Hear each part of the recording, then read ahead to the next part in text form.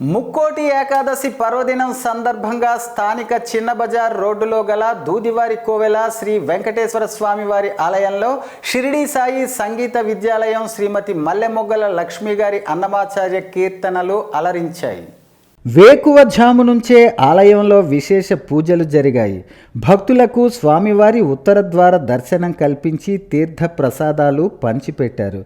ఈ సందర్భంగా షిరిడి సాయి సంగీత విద్యాలయం వ్యవస్థాపకురాలు శ్రీమతి మల్లెమొగ్గల లక్ష్మి మరియు వారి శిష్య బృందంచే అన్నమాచార్య సంకీర్తన జరిగింది. ఈ కార్యక్రమంలో చిన్న బజారు ప్రాంతమంతా హరినామస్మరణతో ఆధ్యాత్మిక శోభతో వెలిగిపోయింది. ఈ కార్యక్రమానికి కీబోర్డుపై రాజు, తబలాపై సూర్యనారాయణ సహకరించారు. రాజు చక్కని సౌండ్ సిస్టమ్ అందించారు.